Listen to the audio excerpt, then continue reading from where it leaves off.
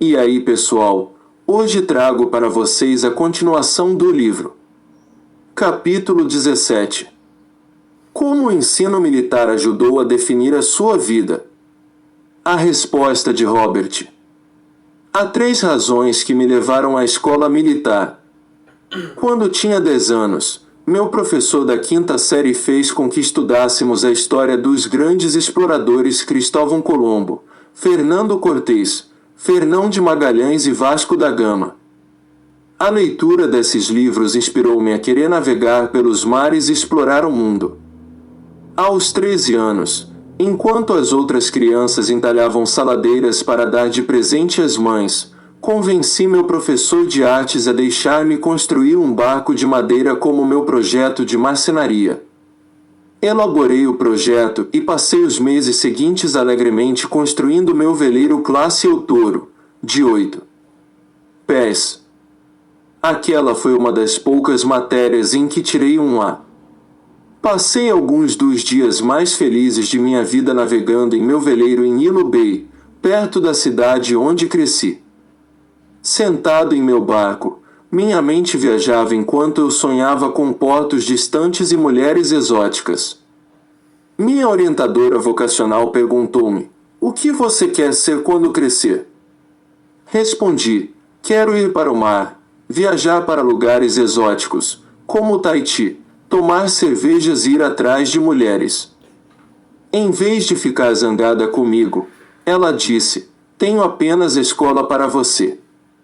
Então pegou um folheto da Academia da Marinha Mercante e disse: "Dê uma olhada nisto. É uma escola difícil, mas se você realmente quer ir para o mar, este material o ajudará a entrar na academia." Depois de conseguir a indicação de um congressista, o senador americano Daniel K. Inouye, em 1965, saí da pacata cidade de Ilo e viajei para Nova York para começar os estudos e tornar-me oficial da Marinha Mercante. Em 1968, como parte de meu aprendizado no mar, naveguei por Papaete, no Tahiti, bebi cerveja e saí com uma das mulheres mais lindas que jamais conheci. Ela era a garota do tempo, da televisão e candidata a Miss Tahiti. Meus sonhos se tornaram realidade. Descobri que o combate era o teste definitivo de vontade e treinamento. Não havia segundo lugar e o vencedor seria o que estivesse mais bem preparado. Estivesse mais bem preparado. Mudei minha mentalidade para: o combate não é arriscado. Estar despreparado é que é perigoso.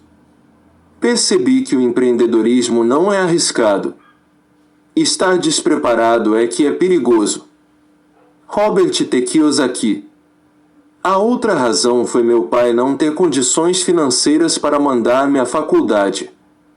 Ele me disse: "Quando terminar o ensino médio, você estará por conta própria." E assim aconteceu. Ir para a academia significava ter uma bolsa de estudos integral, acomodações, roupas e reembolso de despesas de viagem. Além de tudo, ganhávamos um pequeno, irrisório mesmo, salário mensal. O terceiro motivo, e provavelmente o mais importante, foi a disciplina. Quando garoto, eu surfava mais do que assistia às aulas.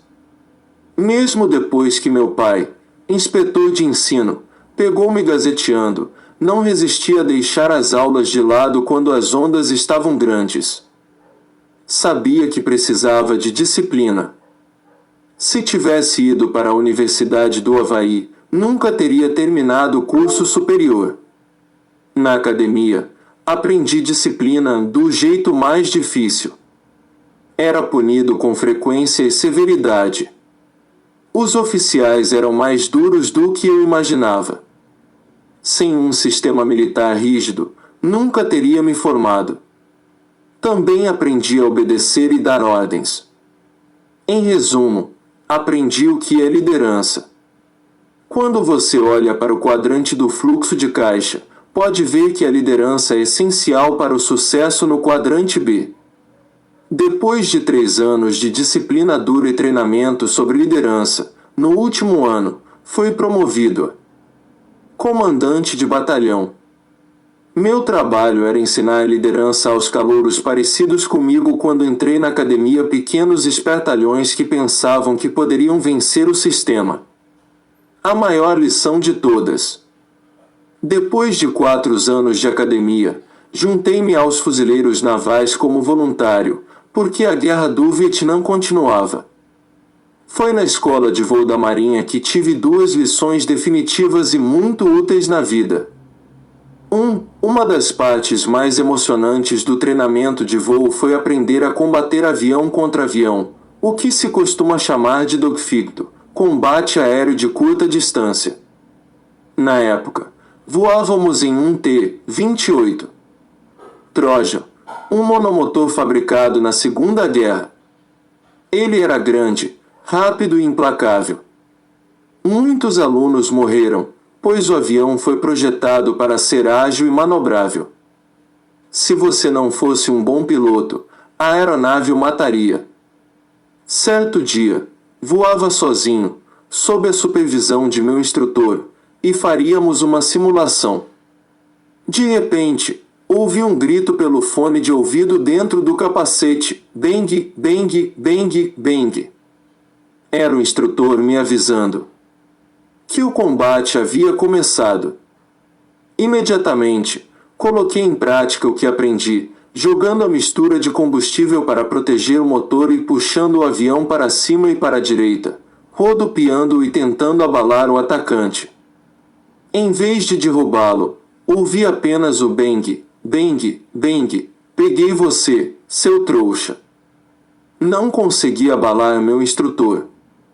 Aumentei a altitude, girei, mergulhei, tentei reduzir a velocidade, mas nada o abalava. Mal conseguia enxergar, porque a proteção de meu rosto estava coberta de suor. Por uns bons 10 minutos, meu instrutor ficou grudado na cauda de minha aeronave, sem se abalar com nenhuma de minhas manobras evasivas. De volta ao solo, começou a avaliação da missão. Conforme meu instrutor usava as mãos para descrever meu voo, comecei a passar mal do estômago. O mal-estar não foi por causa das manobras violentas que acabará de fazer. Foi por descobrir o péssimo piloto que eu era e quanto ainda tinha a aprender. Naquele momento, meu instrutor disse algo que me acompanha até hoje: o problema deste negócio é que não há segundo colocado. Somente um piloto permanece vivo. Aquele foi um momento decisivo em minha vida. Depois daquele dia, pratiquei.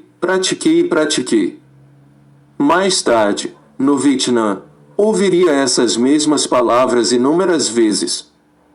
Só que dessa vez era para valer. Eram balas de verdade e não meu instrutor gritando bang, bang, bang pelo rádio. Venci nos negócios hoje não porque sou inteligente ou porque nunca fracassei. Venci porque, no meu mundo, não existe segundo lugar. Suspeito que Donald siga a mesma regra pessoal.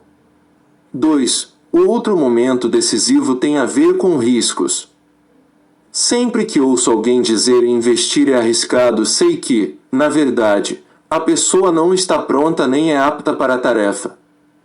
Depois daquele dia no ar com meu instrutor de voo, descobri que o combate era o teste definitivo de vontade e treinamento. Não havia segundo lugar e o vencedor seria o que estivesse mais bem preparado. Mudei minha mentalidade para: o combate não é arriscado. Estar despreparado é que é perigoso. Nos negócios e nos investimentos, sou um fanático a respeito de prática e preparação. Prático para reduzir o risco. Melhoro minhas habilidades para reduzir o risco. Estudo para reduzir o risco. Jogo para ganhar, e o prêmio vai para quem joga com o mínimo risco e a maior confiança. Se tiver de assumir um risco, ele deve ser mínimo. Antes de investir com dinheiro de verdade, em meu primeiro contrato imobiliário, participei de um workshop para investidores. Seguindo o que aprendi, analisei uma centena de contratos. Em todos os lugares aonde fui no Havaí, os corretores diziam: você está procurando algo que não existe. Após meses de procura, finalmente descobri um pequeno negócio na ilha de Maui. Era um imóvel de um quarto em um condomínio, perto da praia, por apenas $18.000. Era o meu primeiro investimento. Desde então, tenho analisado dezenas de milhares de investimentos possíveis e comprei somente alguns deles. Depois que perdi minha empresa de carteiras de velcro, voltei para a disciplina do estudo, prática, estudo, prática. Percebi que o empreendedorismo não é arriscado. Estar despreparado é que é perigoso. Entender que, no meu mundo, não há segundo lugar e perceber que o maior risco é estar despreparado foram insights que fizeram enorme diferença em minha busca pela riqueza. A maioria das pessoas investe dinheiro e não investe tempo. Donald e eu investimos muito tempo antes de aplicarmos qualquer montante em dinheiro. Nós nos preparamos para investir. Percebi que o empreendedorismo não é arriscado. Estar despreparado é que é perigoso. A resposta de Donald. Embora tenha sido enviado para o colégio militar porque era um garoto um pouco agressivo, o que aprendi lá pouco tem a ver com disciplina e como canalizar minha energia de modo mais eficaz, e muito a ver com aprender a arte da negociação. Foi uma excelente lição de negócios disfarçada. Um ex-sargento de recrutas dos fuzileiros atravancou meu caminho e percebi que nunca poderia me igualar a ele, tampouco enfrentá-lo fisicamente, então, teria de usar a cabeça para lidar com a situação. Tinha de saber lidar com o sujeito de algum jeito, e recusava-me a desistir, portanto, tentei descobrir o que poderia colocá-lo do meu lado. Vi minha primeira oportunidade. Eu era um excelente jogador de basquete e capitão da equipe, e ele era o treinador. Sabia que poderia deixá-lo numa situação agradável se jogasse bem, e foi o que fiz. Tínhamos um excelente time e aprendi a liderar com eficácia. Esse foi o primeiro passo. O segundo foi mostrar-lhe que eu o respeitava, o que não foi difícil, porque eu o respeitava mesmo, mas que não o deixaria intimidar-me. Acho que ele respeitou minha atitude e percebeu que seria inútil me perseguir. Assim, encontramos um ponto forte em comum e estabelecemos o respeito mútuo. Essa foi uma grande lição empresarial, especialmente em negociação. Ambos saímos ganhando. Até hoje, sou amigo de meu ex-sargento nos fuzileiros, Theodore Tobias, e conhecê-lo na Academia Militar de Nova York foi um lance de sorte para mim. Lá estava eu, a caminho do colégio militar, a princípio sem a menor empolgação. Mais tarde, percebi que gostava dos desafios e da disciplina e nunca perdi o respeito pelo que aprendi ali.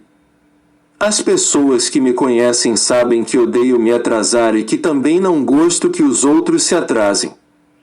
A escola militar ressaltou o que meu pai sempre nos ensinou, que devemos demonstrar respeito. Respeitava o Sr. Tobias e isso foi bom para mim. Aprendi a respeitar o tempo, o que também me foi muito e estava pronto para trabalhar com ele depois desse treinamento. Outra lição importante do colégio militar foi que desculpas são inaceitáveis. Aprendi a não choramingar e, sim, a manter o equilíbrio e a perseverança.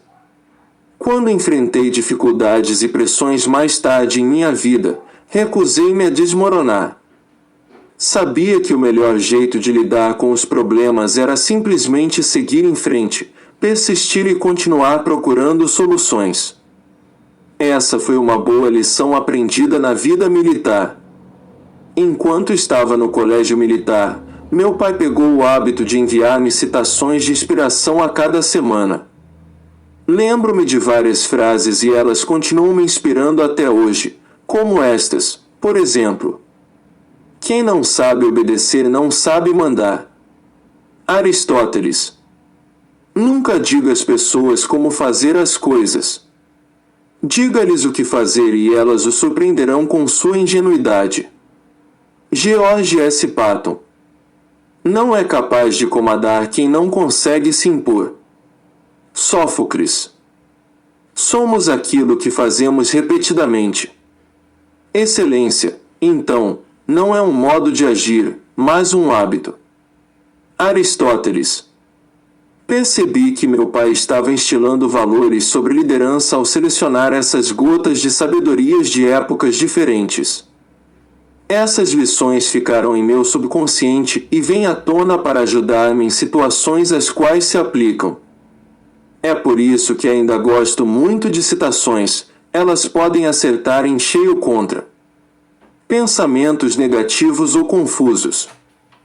Quando as pessoas me ouvem citar ou referir-me a vários grandes pensadores da história, sabem que isso é algo que começou em minha juventude e que permanece até hoje. Tudo começou quando eu estava no colégio militar. Outro momento decisivo dessa fase de minha vida tem a ver com história. Tive um colega que estudava a Segunda Guerra Mundial por conta própria. Era fã da matéria e aluno dedicado.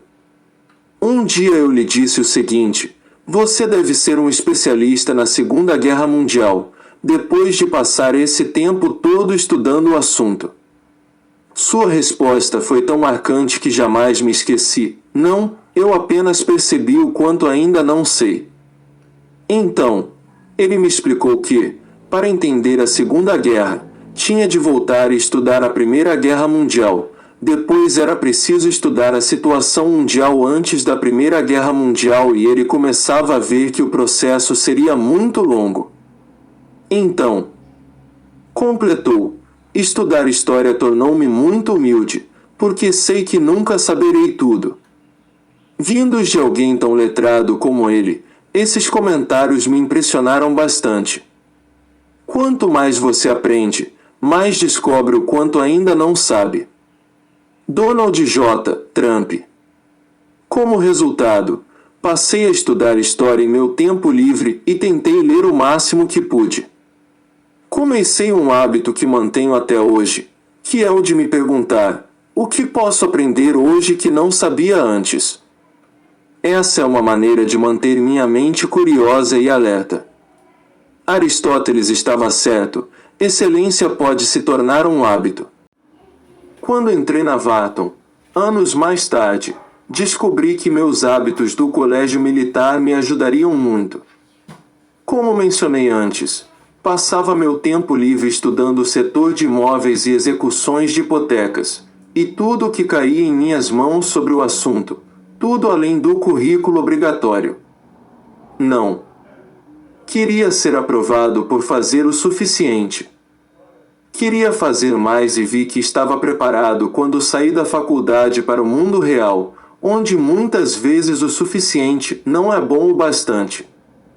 Como diz um dos grandes filósofos gregos que meu pai me apresentou, eis uma última e definitiva lição que aprendi no colégio militar: vencer a si próprio é a maior das vitórias. Platão. Aprendi a fazer parte de um todo. O colégio militar deu-me a oportunidade de entender como fazer parte do panorama geral sem perder a identidade. Isso foi uma grande vantagem nos negócios e permitiu que eu me rebaixasse, quando necessário.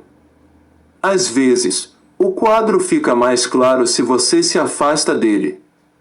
Essa é uma grande lição. Alguém me disse certa vez que eu era um pouco como um camaleão quando se tratava de negociação, que eu era capaz de mesclar-me e afastar-me novamente. Essa capacidade é fruto de minhas experiências no colégio militar.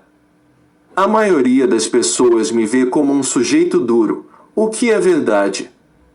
Essa é outra vantagem advinda dos tempos do colégio militar. Não gosto de reclamar. Posso ser obstinado e às vezes não arredo o pé. Se fiz minha parte, se trabalhei com afinco e fui aplicado, então sei que estou com tudo para me defender. Posso ser um adversário difícil.